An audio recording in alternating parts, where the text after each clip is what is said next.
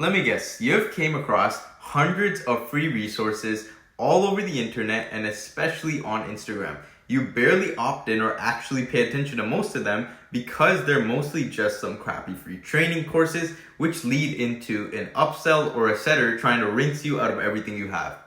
So if that sounds familiar to you as a consumer, or that's what your funnel looks like right now, then this video is literally directed towards you. So some of you might know, some of you might not know, but I restarted my business, which is a content agency, from scratch a few days ago, and I'm projected to nearing 50K in gross profit around the 3-month mark. However, that's not what this video is about. Using the funnel I'm about to display, which is also the reason why I didn't post anything for the last 2 days, was because I have just scheduled 4 sales calls, all inbound leads, by the way.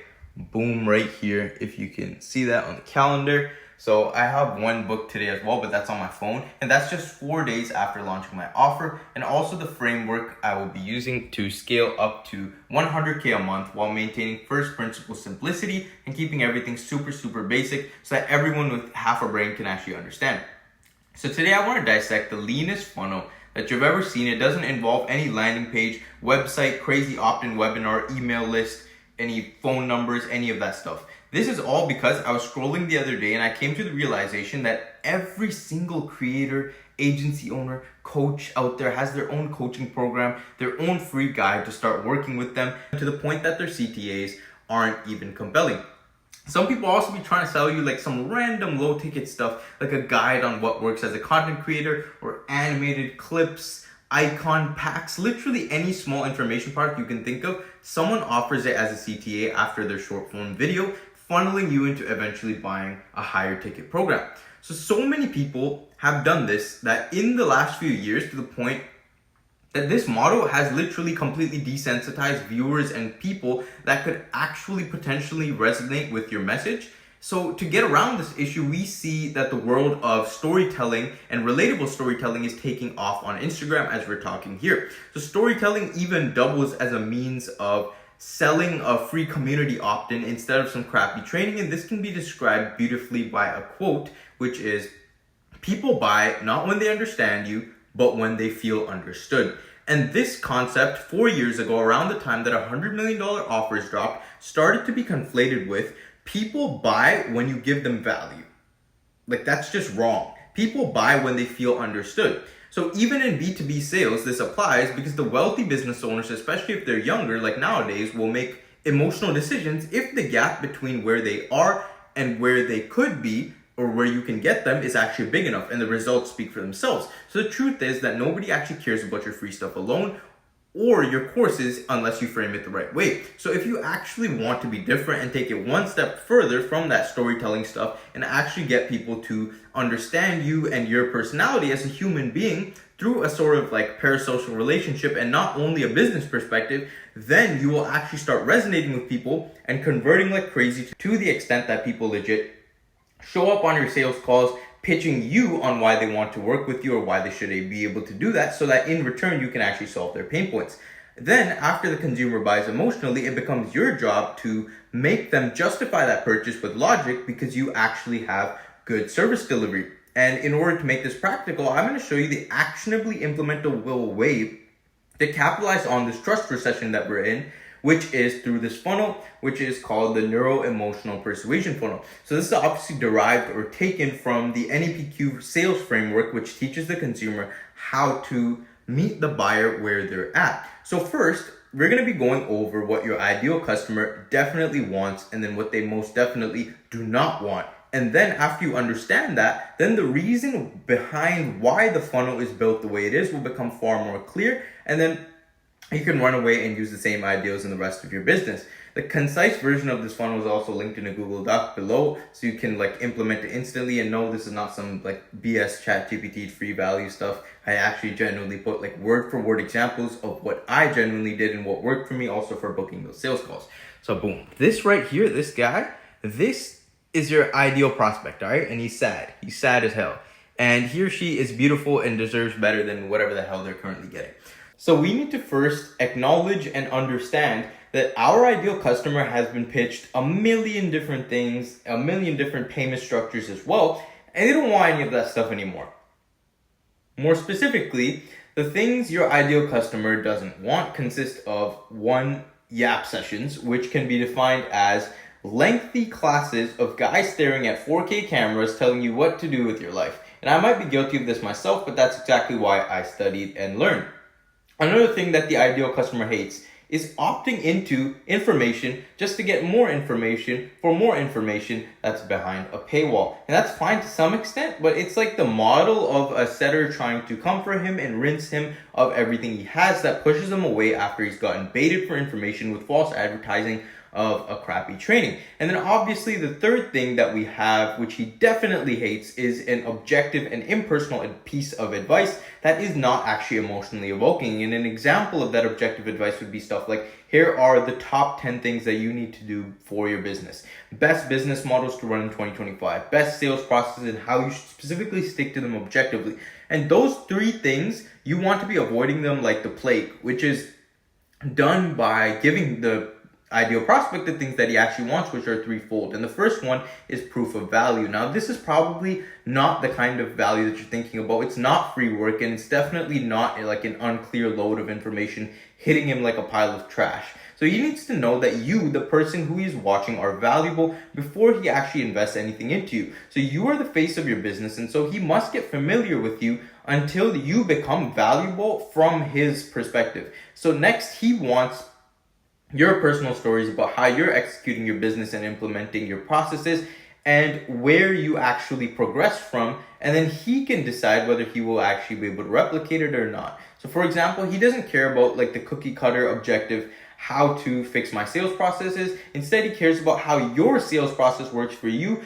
And if you guys look at like Hamza, Iman Gachi, Luke Belmar, like Alex Hormozi, all the hyper successful people in this broad sort of business niche, they all either documented their life when they were first starting, or you already know their entire story, which makes every single word that comes out of their mouth a lot more effective.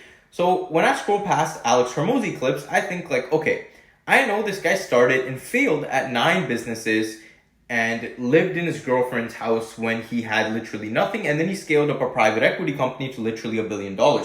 So I should probably listen to this guy. Like, that's a good and strong personal story. And then even if you don't want to put your entire story online, you can take the sort of Charlie Morgan self-improvement route. If you look at what he does on his YouTube, I think it is absolutely brilliant. So finally, your ideal prospect wants your entire funnel to be open and transparent. So if you guys are anything like myself, I'm a consumer and I've been scammed so many times by many different courses. So I've purchased like 4 different info products and like a drop shipping course like 4 or 5 years ago. And I generally don't care about how people want to make their money online, whether it's selling like e-commerce courses all the way to like KSI selling bottled water. Like, people can do whatever the hell they want with their products. But what I do care about is a transparent funnel that stops me from believing like I've been tricked or lied to throughout the entire process. So for example, you clicked on this video to receive a funnel that actually works. Within the first few seconds, I was already talking about why most funnels are trash, which is actually relevant to the topic, so that I can prove why the funnel that I'm presenting is actually good and is better. So you got, by clicking on this video, to some extent exactly what the title indicated. And never at any point was the title an overpromise that I underdelivered on when you actually clicked on the video, which sounds very familiar to a lot of people's services. So this is also the concept of where people getting pissed at clickbait comes from. So now to actually get on to the funnel, the first step is get eyeballs or traffic through YouTube or short form content, which is about it's about you and how you run your business. So it's pretty simple. For micro niche YouTube, one of the most important metrics to focus on is simply a 50% engagement rate at the 30-second mark. And then for when it comes to short form, I mostly do top of funnel stuff and use trial reels for 1 day, because unlike YouTube or paid ads, you don't actually choose who actually sees your videos. So you should be making stuff that everyone can actually get hooked onto, but only your ideal clients can actually take action on. So let me give you an example. If you're a fitness coach for obese dads, you should be making the hook of your video something that simply targets every single person that actually wants to get in shape, which is a problem that everyone on the planet deals with. And then your video will get pushed out to more people and provide you with the result that has more quantity of obese dads compared to if you were to do specific content tailored to obese dads with short form. And then once you actually have that broad audience, you can later on funnel down these obese dads. Okay, so the next step is nurturing those leads which you bring in from your content, which is where everyone fails for two reasons, which are one, not actually being relatable to the people that you want to target, and two, not actually being a cool person on the personal level as someone who your ideal client would actually want to hang out with. And to change this, the solution is to post like a girl. Now you might be like, what the hell is this guy on about, like post like a girl? Well, the guy posts on things like information, value, lead magnets, and like talking about other great people's achievements, which gets people invested into information, versus girl posts, which are building far more authenticity and trust. So these consist of posts that document the daily life. So for example, like that's the bed that I sleep on. And then like that's the food that I eat. And then you have like pictures of yourself up on your Instagram, like not exactly your business. And like you talk about like, this is the business model I run. And the most effective way to actually do this is to document your life and your actions on your Instagram story or on your YouTube. So also if you want to look at, if you look at the Google Doc, you can see exactly what I put up on my story highlights, which directly brought these leads in, even though I'm just starting out. So to put it clearly, we are replacing check out my information with check me out.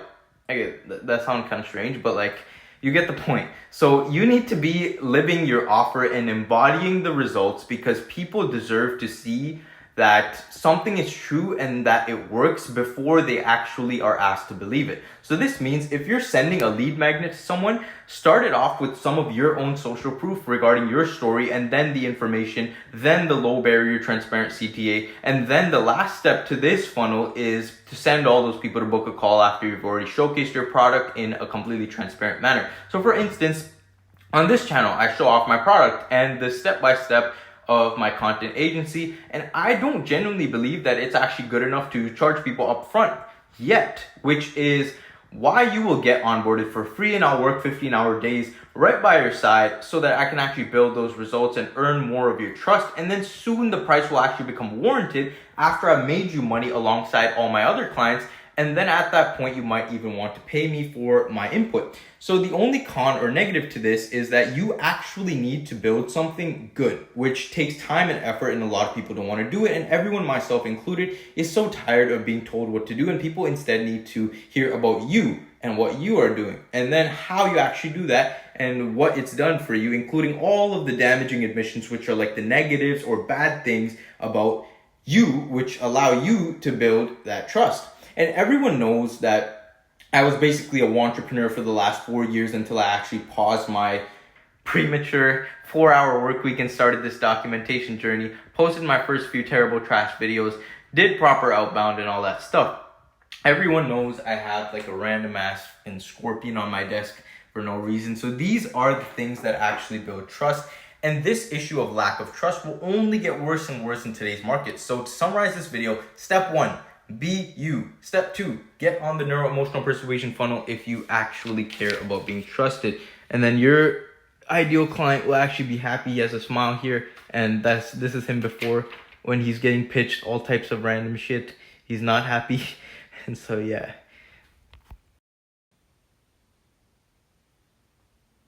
That was quite a W rant about market trust recession, am I right? Bro, to be honest, I don't even care if you got value from this. This is what was valuable for me. Do whatever the hell you want with it, and see you tomorrow. If I'm even there tomorrow. Book a call right now. I'm gonna steal all your money. Okay, no, I'm joking. Yeah, good night. What the fuck is this aura, bro?